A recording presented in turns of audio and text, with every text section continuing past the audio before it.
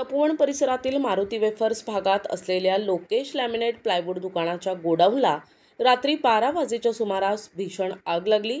आगीत लाखोंचं नुकसान झाले। आग लागल्याचं वृत्त कळताच नाशिक शहरासह पिंपळगाव सातपूर भागातून अग्निशमक बंब घटनास्थळी दाखल झाले होते।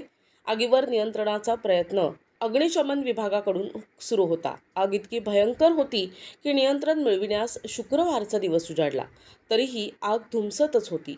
अग्निशमक विभागाचे अधिकारी बैरागी किशोर पाटील यांच्या मार्गदर्शनात घटनास्थळी दाखल झाले।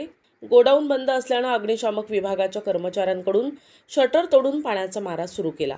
लाकडी प्लायवूड असल्याने आगीनं मोठा भडका घेऊन संपूर्ण गोडाऊन आगीच्या कचाट्यात सापडून आगीनं रुद्ररूप धारण केलं। सतत भडका वाढत असल्याने शहरातील विविध बंबांसह पिंपळगाव सातपूर येथील शहरास लागून असलेल्या इतर भागातून बंब मागविण्यात आले, तरीही आगीचं प्रमाण अधिक असल्याने त्यावर नियंत्रण मिळविण्यास शुक्रवारची सकाळ उजाडली।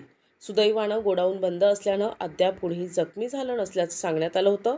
आगीवर नियंत्रण मिळविण्यासाठी अग्निशमक विभागाचे कर्मचारी मात्र पराकोटीचा प्रयत्न करत होते।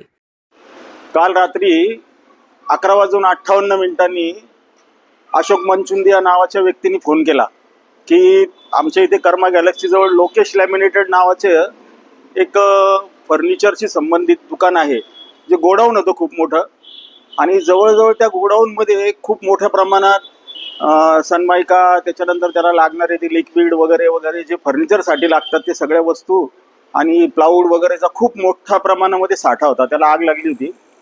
आम्हाला रात्री 11:58 फोन आला। त्यानुसार शिंगाडा तलावचा बंब तिथे पोहोचला आणि आगीचं स्वरूप बघितल्यानंतर सर्व केंद्रांना अलर्ट केलं आणि सगळ्या केंद्राच्या गाड्या बोलवून घेतल्या। जवळजवळ नाशिक महानगरपालिकेच्या 12 ते 15 गाड्या, त्याच्यानंतर सातपूर MIDCची गाडी, पिंपळगावची गाडी, अशा सगळ्या गाड्यांनी मिळून जवळजवळ प्रत्येक गाडीने 4 ते 5 खेपा मारून ती आग आटोक्यात आणण्याचा प्रयत्न केला। आता आग आटोक्यात आलेली आहे, पण थोडीशी धुमसत असल्यामुळे आत्ता पण तिथे गाड्या हजर आहे आणि प्लाऊडचा प्रचंड प्रमाणात मोठा साठा आहे। त्यामुळे ती आग धुमसत असली तरी तिला विझायला थोडा वेळ लागेल आणि आता पूर्ण प्रमाणात जवळजवळ 80-90% ती विझलेली आहे। थोडं 10% धुमसते तेवढीच फक्त बाकी आहे आणि काही वेळातच ती आग पूर्णपणे विझून जाईल। आपलं नाव? माझं नाव राजेंद्र राखील, लीडिंग फायरमन, शिंगाडा तलाव, नाशिक। त्याप्रमाणे आमच्या काल सर्व कर्मचारी हजर होते। डेचे कर्मचारी आम्ही बोलवले होते। आमचे बैरागी साहेब स्वतः हजर होते। त्यांच्या मार्गदर्शनाखाली पूर्ण हे काम झालेलं आहे। मालेगावचाही बंब बोलवला होता। आगच मोठ्या प्रमाणात होती।